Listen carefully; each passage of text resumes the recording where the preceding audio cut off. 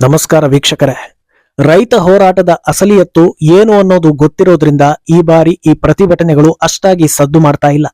ಆದ್ರೆ ಇಂತಿಷ್ಟು ದಿನ ಪ್ರೊಟೆಸ್ಟ್ ಮಾಡಲೇಬೇಕು ಅನ್ನೋ ಬ್ಲೂ ಪ್ರಿಂಟ್ ಹಾಕಿಕೊಂಡು ಬಂದಿರೋ ಸಂಘಟನೆಗಳು ಸದ್ಯಕ್ಕಂತೂ ಅಲ್ಲಿಂದ ಕಾಲ್ ಕೀಳೋದಿಲ್ಲ ಅಂತ ಗುಪ್ತಚರ ಇಲಾಖೆ ಹೇಳ್ತಾ ಇದೆ. ಈಗ ಈ ಹೋರಾಟಗಾರರಿಗೆಲ್ಲ ಸಿಂಹ ಸ್ವಪ್ನ ಆಗ್ತಾ ಇರೋದು ಹರಿಯಾಣ ಸಿಎಂ ಮನೋಹರ್ ಲಾಲ್ ಖಟ್ಟರ್. ಹೌದು, ನಕಲಿ ಹೋರಾಟವನ್ನ ಹತ್ತಿಕ್ಕೋದಕ್ಕೆ ಖಡಕ್ ಆದೇಶಗಳನ್ನ ಹೊರಡಿಸ್ತಾ ಇರೋ ಖಟ್ಟರ್ ಈಗ ಪ್ರತಿಭಟನಾಕಾರರಿಗೆ ಟಾರ್ಗೆಟ್ ಆಗ್ತಿದ್ದಾರೆ. ಇದೇ ಕಾರಣಕ್ಕೆ ಯುವಕನ ಸಾವಿನ ವಿಚಾರವನ್ನ ನೆಪ ಮಾಡಿಕೊಂಡು ಅವರನ್ನ ರಿಸೈನ್ ಮಾಡಬೇಕು ಅಂತ ಒತ್ತಾಯಿಸ್ತಾ ಇವೆ ರೈತಪರ ಸಂಘಟನೆಗಳು. ಅಂದಹಾಗೆ ಸಿಎಂ ಖಟ್ಟರ್ ಈ ಪ್ರತಿಭಟನೆ ವಿಚಾರದಲ್ಲಿ ಇಷ್ಟೊಂದು ಖಡಕ್ ಆಗೋದಕ್ಕೆ ಹಲವು ಕಾರಣಗಳಿವೆ. ಅದರಲ್ಲಿ ಹರಿಯಾಣ ರೈತರೊಬ್ಬರು ಬಿಚ್ಚಿಟ್ಟಿರೋ ಭಯಾನಕ ಸತ್ಯ ಕೂಡ ಒಂದು. ಕಳೆದ ಬಾರಿ ರೈತ ಹೋರಾಟದಲ್ಲಿ ಭಾಗಿಯಾಗಿದ್ದ ಹರಿಯಾಣ ಯುವಕರ ಪೋಷಕರು ಪ್ರತಿಭಟನಾ ಸ್ಥಳದಲ್ಲಿ ಏನೇನೆಲ್ಲ ನಡೀತಾ ಇದೆ ಅನ್ನೋದನ್ನ ಪಿನ್ ಟು ಪಿನ್ ಬಿಚ್ಚಿಟ್ಟಿದ್ದಾರೆ. ಈ ಮಧ್ಯೆ ಪಂಜಾಬ್ ಸರ್ಕಾರ ಕೂಡ ಸಾವಿನ ವಿಚಾರದಲ್ಲಿ ರಾಜಕೀಯ ಮಾಡಿ ಎಲ್ಲರ ಟೀಕೆಗೆ ಗುರಿಯಾಗ್ತಾ ಇದೆ. ಹಾಗಿದ್ರೆ ನಕಲಿ ಹೋರಾಟ ಹತ್ತಿಕ್ಕಲು ಖಟ್ಟರ್ ನಿರ್ಧಾರಗಳು ಹೇಗಿವೆ, ಅವರನ್ನ ಟಾರ್ಗೆಟ್ ಮಾಡ್ತಾ ಇರೋರು ಯಾರು, ಪ್ರತಿಭಟನಾ ಸ್ಥಳದಲ್ಲಿ ಏನೇನೆಲ್ಲ ಆಗುತ್ತೆ, ಇವೆಲ್ಲವನ್ನ ಒನ್ ಬೈ ಒನ್ ಹೇಳ್ತಾ ಹೋಗ್ತೀವಿ. ಈ ವಿಡಿಯೋವನ್ನ ತಪ್ಪದೆ ಕೊನೆ ತನಕ ನೋಡಿ. ಅದಕ್ಕೂ ಮುನ್ನ ಮೀಡಿಯಾ ಮಾನ್ಸ್ಟರ್ ಚಾನೆಲ್ ಅನ್ನ ತಪ್ಪದೆ ಸಬ್ಸ್ಕ್ರೈಬ್ ಮಾಡಿ. ಇತ್ತ ಪಂಜಾಬ್ ಸರ್ಕಾರ, ಅತ್ತ ದೆಹಲಿ ಸರ್ಕಾರ ಪರೋಕ್ಷವಾಗಿ ಪ್ರತಿಭಟನಾಕಾರರಿಗೆ ಬೆಂಬಲ ನೀಡ್ತಾ ಇದೆ. ಹೊರಗಡೆ ಈ ವಿಚಾರದಲ್ಲಿ ಸೈಲೆಂಟ್ ಆಗಿದ್ರು, ಹೇಗಾದ್ರೂ ಮಾಡಿ ಗಲಭೆಕೋರರನ್ನ ದೆಹಲಿ ಒಳಗೆ ನುಗ್ಗಿಸಬೇಕು ಅಂತ ಕೇಜ್ರಿವಾಲ್ ನೇತೃತ್ವದ ಆಮ್ ಆದ್ಮಿ ತುದಿಗಾಲಲ್ಲಿ ನಿಂತಿದೆ ಅನ್ನೋ ಆರೋಪ ದಟ್ಟವಾಗ್ತಾ ಇದೆ. ಈ ಮಧ್ಯೆ ಈ ದೊಡ್ಡ ಸಂಚಿಗೆ ಅಡ್ಡಿ ಆಗ್ತಾ ಇರೋದು ಹರಿಯಾಣ ಸಿಎಂ ಮನೋಹರ್ ಲಾಲ್ ಖಟ್ಟರ್. ಹೌದು, ಪ್ರೊಟೆಸ್ಟ್ ಮಾಡ್ತೀವಿ ಅಂತ ರೈತ ಸಂಘಟನೆಗಳು ಹೇಳಿದಾಗಿನಿಂದಲೂ ಸಮಾಜದ ಸ್ವಾಸ್ಥ್ಯ ಹಾಳಾಗೋದಕ್ಕೆ ನಾವು ಬಿಡೋದಿಲ್ಲ ಅಂತ ಖಟ್ಟರ್ ಹೇಳಿದ್ರು. ಪ್ರೊಟೆಸ್ಟ್ ಆರಂಭದ ದಿನಗಳಲ್ಲೂ ನಿಮ್ಮ ಸಮಸ್ಯೆ ಬಗೆಹರಿಯಲಿ ಅನ್ನೋದು ನಮ್ಮ ಆಶಯ ಕೂಡ ಹೌದು, ಆದ್ರೆ ನೀವು ಹಿಡಿದಿರೋ ದಾರಿ ಸರಿಯಲ್ಲ ಅಂತ ಎಚ್ಚರಿಕೆಯನ್ನ ಕೊಟ್ಟಿದ್ರು. ಆದ್ರೆ ಅದ್ಯಾವುದಕ್ಕೂ ಪ್ರತಿಭಟನಾಕಾರರು ಬಗ್ಗದೆ ಇದ್ದಾಗ ಗಡಿಯಲ್ಲಿ ಅವರನ್ನ ತಡೆಯೋದಕ್ಕೆ ಏನೆಲ್ಲಾ ಕ್ರಮವನ್ನ ಕೈಗೊಳ್ಳಬೇಕು ಅದೆಲ್ಲವನ್ನ ನೀಟಾಗಿ ಮಾಡ್ತಾ ಇದ್ದಾರೆ ಖಟ್ಟರ್. ಹೇಗಾದ್ರೂ ಮಾಡಿ ಈ ಖಟ್ಟರ್ ಅನ್ನ ಹಣಿಬೇಕು ಅಂತ ಕಾಯ್ತಾ ಇದ್ದ ಈ ಪ್ರತಿಭಟನಾಕಾರರಿಗೆ ಈಗ ಸಿಕ್ಕಿರೋ ಅಸ್ತ್ರ ಏನಂದ್ರೆ ಅದು ಪ್ರತಿಭಟನೆ ವೇಳೆಯಲ್ಲಿ ಯುವಕನೊಬ್ಬ ಮೃತಪಟ್ಟಿರೋದು. ಹೌದು, ಶುಭಕರಣ್ ಸಿಂಗ್ ಅನ್ನೋ ಯುವಕ ಮೃತಪಟ್ಟಿರೋದನ್ನೇ ನೆಪ ಮಾಡ್ಕೊಂಡಿರೋ ರೈತ ಸಂಘಟನೆಗಳು ಇದರ ಹೊಣೆಯನ್ನ ಹರಿಯಾಣ ಸರ್ಕಾರ ಹೊರಬೇಕು ಅಂತ ಆರೋಪಿಸ್ತಾ ಇವೆ. ಅಲ್ಲದೆ ಸಿಎಂ ಸ್ಥಾನದಿಂದ ರಾಜೀನಾಮೆ ನೀಡಬೇಕು ಅಂತ ಒತ್ತಾಯ ಮಾಡ್ತಾ ಇವೆ.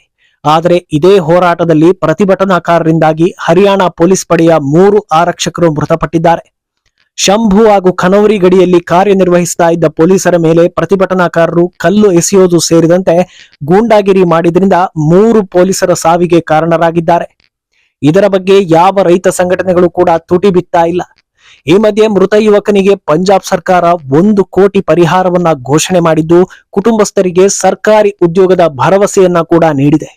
ಅಲ್ಲದೆ ಮೃತ ಯುವಕನಿಗೆ ಹುತಾತ್ಮ ಅನ್ನೋ ಪಟ್ಟ ನೀಡಿದ್ದು ಬಹಳ ಚರ್ಚೆಗೆ ಕಾರಣವಾಗ್ತಾ ಇದೆ. ಆದ್ರೆ ತಮ್ಮ ರಾಜ್ಯದ ದುಷ್ಕರ್ಮಿಗಳಿಂದಾಗಿ ಮೃತಪಟ್ಟವರ ಬಗ್ಗೆ ಪಂಜಾಬ್ ಸಿಎಂ ತುಟಿ ಬಿಚ್ಚದೆ ಇರೋದು ಸಾವಲ್ಲೂ ರಾಜಕಾರಣ ಮಾಡ್ತಿದ್ದಾರೆ ಅನ್ನೋ ಆರೋಪಕ್ಕೆ ಪುಷ್ಟಿ ನೀಡ್ತಾ ಇದೆ. ಇನ್ನು ಸಿಎಂ ಖಟ್ಟರ್ ಹೋರಾಟದ ವಿಚಾರದಲ್ಲಿ ಇಷ್ಟೊಂದು ಸ್ಟ್ರಿಕ್ಟ್ ಆಗೋದಕ್ಕೆ ಕಾರಣ ಇದು ನಕಲಿ ಹೋರಾಟ, ಇದರಿಂದ ಆರ್ಥಿಕತೆಗೆ ದೊಡ್ಡ ಹೊಡೆತ ಬೀಳ್ತಾ ಇದೆ ಹಾಗೂ ಇದಕ್ಕೆಲ್ಲ ಫಾರಿನ್ ಫಂಡಿಂಗ್ ಇದೆ ಅನ್ನೋ ಆರೋಪಗಳು ಅನ್ನೋದು ವಾಸ್ತವ. ಆದ್ರೆ ಇದೆಲ್ಲದಕ್ಕಿಂತ ಹೆಚ್ಚಾಗಿ ಇನ್ನೊಂದು ಪ್ರಮುಖ ಕಾರಣ ಇದೆ. ನಾವಾಗ್ಲೇ ಹೇಳಿದ ಹಾಗೆ ಹರಿಯಾಣದ ರೈತರೊಬ್ಬರು ಭಯಾನಕ ವಿಚಾರವೊಂದನ್ನ ಬಿಚ್ಚಿಟ್ಟಿದ್ದಾರೆ ಅಂತ. ಅದೇನಂದ್ರೆ, ಕಳೆದ ಬಾರಿ ಪ್ರತಿಭಟನೆಗೆ ಅಂತ ಹೋಗಿದ್ದ ಯುವಕರು ವಾಪಸ್ ಬರೋವಾಗ ಮಾದಕ ವ್ಯಸನಿಗಳಾಗಿದ್ರು ಅನ್ನೋದು. ಹೌದು, ಮೊದಲೇ ಪಂಜಾಬ್ನಲ್ಲಿ ಡ್ರಗ್ ಮಾಫಿಯಾ ಹೇಗಿದೆ ಅನ್ನೋದು ಎಲ್ಲರಿಗೂ ಗೊತ್ತಿರೋ ವಿಚಾರವೇ. ರೈತರ ಹೆಸರಲ್ಲಿ ಹೋರಾಟ ಮಾಡ್ತಾ ಇರೋ ಕಿಡಿಗೇಡಿಗಳು ಯುವಕರನ್ನ ತಮ್ಮತ್ತ ಸೆಳೆದು ಅವರನ್ನ ಮಾದಕ ವ್ಯಸನಿಗಳನ್ನಾಗಿ ಮಾಡ್ತಾ ಇದ್ದಾರಂತೆ. ಕಳೆದ ಬಾರಿ ಪ್ರೊಟೆಸ್ಟ್ ನಲ್ಲಿ ಭಾಗಿಯಾಗಿದ್ದ ಹರಿಯಾಣದ ಅದೆಷ್ಟೋ ರೈತರು ಈ ಬಾರಿ ತಮ್ಮ ಮನೆ ಮಕ್ಕಳನ್ನ ಹೋರಾಟಕ್ಕೆ ಹೋಗದಂತೆ ತಡೀತಾ ಇದ್ದಾರೆ. ದೊಡ್ಡ ಉದ್ದೇಶದೊಂದಿಗೆ ಹೋರಾಟ ನಡೆಸ್ತೀವಿ ಬನ್ನಿ ಅಂತ ಕರೆದು ಅವರೆಲ್ಲ ನಮ್ಮನ್ನ ಮೂರ್ಖರನ್ನಾಗಿ ಮಾಡಿದ್ರು. ನಮ್ಮ ಮನೆ ಮಕ್ಕಳನ್ನ ಕಳೆದುಕೊಳ್ಳೋದಕ್ಕೆ ಇಷ್ಟ ಇಲ್ಲ ಅಂತ ತಮ್ಮ ಅಳಲನ್ನ ತೋಡಿಕೊಳ್ತಾ ಇದ್ದಾರೆ ಹರಿಯಾಣದ ರೈತರು. ಇನ್ನು ಇದಿಷ್ಟೇ ಅಲ್ಲದೆ ಪ್ರತಿಭಟನೆಗೆ ಸೇರಿರೋ ಜನರನ್ನ ಖುಷಿ ಪಡಿಸೋದಕ್ಕೆ ಏನೆಲ್ಲ ಮಾಡಬೇಕೋ ಅದೆಲ್ಲವನ್ನ ವ್ಯವಸ್ಥಿತವಾಗಿ ಮಾಡಲಾಗ್ತಾ ಇದೆ ಅಂತಾರೆ ಹರಿಯಾಣ ರೈತರು. ಬೇಕೆನಿಸಿದಾಗಲೆಲ್ಲ ಎಷ್ಟು ಬೇಕೋ ಅಷ್ಟು ಮದ್ಯವನ್ನ ಸಪ್ಲೈ ಮಾಡಲಾಗ್ತಾ ಇದೆ. ಅಲ್ಲದೆ ಇದರ ವ್ಯವಸ್ಥಾಪಕರಿಗೆ ವಿದೇಶಗಳಿಂದ ದೊಡ್ಡ ಮಟ್ಟದಲ್ಲಿ ಫಂಡ್ ಬರ್ತಾ ಇದೆ. ಕಳೆದ ಬಾರಿ ಇಂತಹ ಪ್ರತಿಭಟನೆಯಲ್ಲಿ ಭಾಗಿಯಾಗಿ ನಮ್ಮ ಪ್ರಧಾನಿಗೆ ಕುತ್ತು ತರುವ ಕೆಲಸದಲ್ಲಿ ಭಾಗಿಯಾಗಿದ್ವಿ. ಆದ್ರೆ ಈ ಬಾರಿ ಯಾವ ಕಾರಣಕ್ಕೂ ಇದಕ್ಕೆ ಬೆಂಬಲ ನೀಡೋದಿಲ್ಲ ಅಂತ ಖಡಕ್ ಆಗಿ ಹೇಳ್ತಾ ಇದ್ದಾರೆ ಹರಿಯಾಣ ರೈತರು. ಇನ್ನು ಹರಿಯಾಣ ಸಿಎಂ ಮನೋಹರ್ ಲಾಲ್ ಖಟ್ಟರ್ ಸರಿಯಾದ ನಿಲುವನ್ನ ತೆಗೆದುಕೊಳ್ತಾ ಇದ್ದಾರೆ ಅನ್ನೋ ಅಭಿಪ್ರಾಯವನ್ನ ವ್ಯಕ್ತಪಡಿಸ್ತಾ ಇದ್ದಾರೆ ಅಲ್ಲಿನ ರೈತರು. ಪ್ರತಿಭಟನಾಕಾರರನ್ನ ತಡೆಯದೆ ಹಾಗೆ ಬಿಟ್ರೆ ಒಳಗೆ ನುಗ್ಗಿ ದೊಡ್ಡ ಮಟ್ಟದ ಟ್ರಾಫಿಕ್ ಜಾಮ್ಗೆ ಕಾರಣ ಆಗ್ತಾರೆ. ಕಳೆದ ಸಲ ಇಂಥದ್ದೇ ಅವ್ಯವಸ್ಥೆ ಆಗಿದ್ರಿಂದ ನೂರಾರು ಕಂಪನಿಗಳು ಮುಚ್ಚಿ ಹೋದ್ವು, ಸಾವಿರಾರು ಜನರು ಉದ್ಯೋಗವನ್ನ ಕಳೆದುಕೊಂಡ್ರು. ಇದಕ್ಕೆಲ್ಲ ಯಾರು ಹೊಣೆ?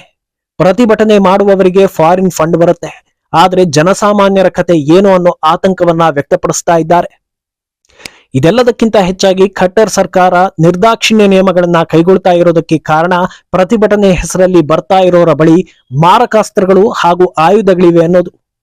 ಹೌದು, ಈ ಬಾರಿ ಕಳೆದ ಬಾರಿಗಿಂತಲೂ ಚೆನ್ನಾಗಿ ಪ್ರಿಪೇರ್ ಆಗಿ ಬಂದಿರೋ ಪ್ರತಿಭಟನಾಕಾರರು ಗಡಿ ದಾಟಿ ಮುಂದೆ ಹೋಗೋದಕ್ಕೆ ಸಾಧ್ಯವಾಗದೇ ಇದ್ರೆ ಯಾವ ಹಂತಕ್ಕೆ ಇಳಿಯೋದಕ್ಕೆ ಬೇಕಾದರೂ ತಯಾರಾಗಿ ಬಂದಿದ್ದಾರೆ. ರಸ್ತೆ ನಿಯಮದ ಪ್ರಕಾರ ಹೈವೇಯಲ್ಲಿ ಟ್ರ್ಯಾಕ್ಟರ್ ಟ್ರೋಲಿಗಳು ಪೋಕ್ಲೈನ್ ಗಳನ್ನ ಇಳಿಸೋ ಹಾಗೆ ಇಲ್ಲ, ಆದ್ರೆ ಪ್ರತಿಭಟನಾಕಾರರು ಇದನ್ನೆಲ್ಲ ರಸ್ತೆಗೆ ಇಳಿಸಿ ಅಧ್ವಾನವನ್ನ ಸೃಷ್ಟಿಸ್ತಾ ಇದ್ದಾರೆ. ಇದರಿಂದ ಗಡಿಯಲ್ಲಿ ನಿಯೋಜಿತಗೊಂಡಿರೋ ಪೊಲೀಸರಿಗೆ ಅಪಾಯ ಕಟ್ಟಿಟ್ಟ ಬುತ್ತಿ ಅನ್ನೋ ಹಾಗಾಗಿದೆ. ಈ ಬಗ್ಗೆ ಆತಂಕ ವ್ಯಕ್ತಪಡಿಸಿರೋ ಹರಿಯಾಣ ಸರ್ಕಾರ ಹೈ ಲೆವೆಲ್ ಮೀಟಿಂಗ್ ಮಾಡಿ ಒಂದು ಬಲವಾದ ನಿರ್ಧಾರಕ್ಕೆ ಬಂದಿದೆ. ಹರಿಯಾಣ ಗಡಿಯಲ್ಲಿ ಯಾವ ಪ್ರತಿಭಟನಾಕಾರ ಬಲವಂತವಾಗಿ ಬ್ಯಾರಿಕೇಡ್ ಗಳನ್ನ ತೆರವು ಮಾಡೋದು ಕಣ್ಣಿಗೆ ಬಿದ್ರೆ ಕಾನೂನಾತ್ಮಕವಾಗಿ ಆತನ ಮೇಲೆ ಕ್ರಮ ಕೈಗೊಳ್ಳಲಾಗುತ್ತೆ ಅಂತ ಹರಿಯಾಣ ಡಿಜಿಪಿ ಎಚ್ಚರಿಕೆ ನೀಡಿದ್ದಾರೆ. ಇದರಿಂದ ಜನಸಾಮಾನ್ಯರ ಜೀವಕ್ಕೂ ದೊಡ್ಡ ಕಂಟಕ ಎದುರಾಗಿರೋ ಹಿನ್ನೆಲೆ ಹೆಂಗಸರು, ಮಕ್ಕಳು ಹಾಗೂ ಪತ್ರಕರ್ತರನ್ನ ಗಡಿಯಿಂದ 1 ಕಿಲೋಮೀಟರ್ ದೂರದಲ್ಲೇ ತಡೆಯಲಾಗ್ತಾ ಇದ್ದು ಒಳಗೆ ಬಾರದಂತೆ ಎಚ್ಚರಿಕೆಯನ್ನ ವಹಿಸಲಾಗ್ತಾ ಇದೆ. ಇನ್ನು ಈ ಪ್ರತಿಭಟನೆಗಳೆಲ್ಲ ಪ್ರಧಾನಿ ಮೋದಿಯ ಪಾಪ್ಯುಲಾರಿಟಿ ಕುಗ್ಗಿಸೋದಕ್ಕೆ ನಡೀತಾ ಇರೋದು ಅನ್ನೋದನ್ನ ಈಗಾಗಲೇ ಹಲವರು ಬಾಯಿ ಬಿಟ್ಟಿದ್ದಾರೆ. ಅಲ್ಲದೆ ಕೆಲ ಸ್ವಯಂ ಘೋಷಿತ ರೈತ ನಾಯಕರು ಬಾಯಿಗೆ ಬಂದಂತೆ ಕೇಂದ್ರ ಸರ್ಕಾರಕ್ಕೆ ಎಚ್ಚರಿಕೆ ಕೊಡ್ತಾ ಇದ್ದಾರೆ. ಇದೆಲ್ಲದರಿಂದ ಇವರ್ಯಾರು ರೈತರಲ್ಲ ಅನ್ನೋದು ಜನಸಾಮಾನ್ಯರಿಗೆ ಹಂತ ಹಂತವಾಗಿ ಅರಿವಾಗ್ತಾ ಇದೆ. ಇನ್ನು ಇದೇ ವಿಚಾರದ ಬಗ್ಗೆ ಮಾತನಾಡಿರೋ ಸಿಎಂ ಮನೋಹರ್ ಲಾಲ್ ಖಟ್ಟರ್ ಇದೆಲ್ಲದರಿಂದ ಪ್ರಧಾನಿ ಮೋದಿ ಪಾಪ್ಯುಲಾರಿಟಿ ಮತ್ತಷ್ಟು ಹೆಚ್ಚಾಗುತ್ತೆ ಹೊರತು ಕಡಿಮೆ ಆಗೋದಿಲ್ಲ ಅನ್ನೋ ಅಭಿಪ್ರಾಯವನ್ನ ಹೊರಹಾಕಿದ್ದಾರೆ. ಯಾಕಂದ್ರೆ ನಿಜವಾಗ್ಲೂ ಸಮಸ್ಯೆ ಆಗ್ತಾ ಇರೋದು ಹೌದೇ ಆಗಿದ್ದಿದ್ರೆ ರೈತ ಮುಖಂಡರ ಪೈಕಿ ಒಂದು 30ರಿಂದ 40 ಜನರು ಒಳ್ಳೆ ರೀತಿಯಲ್ಲಿ ರಾಜಧಾನಿಗೆ ಬಂದು ಮಾತುಕತೆಯನ್ನ ನಡೆಸ್ತಾ ಇದ್ರು. ಆದ್ರೆ ಅದೆಲ್ಲವನ್ನ ಬಿಟ್ಟು ಟ್ರ್ಯಾಕ್ಟರ್ ಗಳನ್ನ ತಂದು ರಾಷ್ಟ್ರ ರಾಜಧಾನಿಗೆ ನುಗ್ಗಿಸ್ತೀವಿ ಅಂತ ಹೇಳ್ತಾ ಇರುವವರ ಉದ್ದೇಶ ಏನಿರಬಹುದು ಅನ್ನೋದು ಜನರಿಗೆ ಖಂಡಿತವಾಗಿ ಅರ್ಥ ಆಗುತ್ತೆ ಅಂತ ಹೇಳಿದ್ದಾರೆ. ಇನ್ನು ಈ ಮಧ್ಯೆ ಸಾಮಾಜಿಕ ಜಾಲತಾಣಗಳನ್ನು ಮಾನಿಟರ್ ಮಾಡಲಾಗ್ತಾ ಇದ್ದು ಎಕ್ಸ್ ನಲ್ಲಿ ರೈತ ಹೋರಾಟದ ಪರ ಆಕ್ಟಿವ್ ಆಗಿದ್ದ ಸುಮಾರು 177 ಅಕೌಂಟ್ ಸಸ್ಪೆಂಡ್ ಮಾಡುವಂತೆ ಕೇಂದ್ರ ಸರ್ಕಾರ ಎಕ್ಸ್ಗೆ ಮನವಿ ಮಾಡಿದೆ. ಸದ್ಯ ಇದನ್ನ ವಿತ್ಹೆಲ್ಡ್ ಮಾಡಿರೋ ಎಕ್ಸ್ ಮ್ಯಾನೇಜ್ಮೆಂಟ್ ಪರಿಶೀಲನೆ ನಡೆಸಿ ಕ್ರಮ ಕೈಗೊಳ್ಳುವ ಬಗ್ಗೆ ಭರವಸೆಯನ್ನ ನೀಡಿದೆ. ಒಟ್ನಲ್ಲಿ ಭಾರತದಲ್ಲಿ ಗೂಂಡಾಗಿರಿಗಳು ಅಂತ್ಯವಾಗಬೇಕು ಅಂದ್ರೆ ಖಡಕ್ ನಿರ್ಧಾರಗಳನ್ನ ತೆಗೆದುಕೊಳ್ಳದ ಹೊರತು ಸಾಧ್ಯವಿಲ್ಲ ಅನ್ನೋದು ಸಾಬೀತಾಗಿದೆ. ಸಿಎಂ ಯೋಗಿ, ಪುಷ್ಕರ್, ಹಿಮಂತ್ ಬಿಸ್ವಾಸ್ರಂತೆ ಖಟ್ಟರ್ ಕೂಡ ಅಷ್ಟೇ ಖಡಕ್ ಆಗಿ ಇವೆಲ್ಲವನ್ನ ನಿರ್ವಹಣೆ ಮಾಡ್ತಾ ಇದ್ದಾರೆ. ಈ ಮಧ್ಯೆ ಅವರ ಸರ್ಕಾರ ಬೀಳಿಸೋ ಪ್ರಯತ್ನವೂ ನಡೆದಿದ್ದು ಅದರ ಹಿಂದೆ ಕಾಂಗ್ರೆಸ್ ಇತ್ತು ಅನ್ನೋದು ಜಗಜ್ಜಾಹೀರಾಗಿದೆ. ದಿಲ್ಲಿ ಚಲೋ ಹೋರಾಟದ ಬಗ್ಗೆ ಸಿಎಂ ಮನೋಹರ್ ಲಾಲ್ ಖಟ್ಟರ್ ಬಗ್ಗೆ ನಿಮ್ಮ ಅಭಿಪ್ರಾಯವನ್ನ ತಪ್ಪದೇ ಕಾಮೆಂಟ್ ಮೂಲಕ ತಿಳಿಸಿ.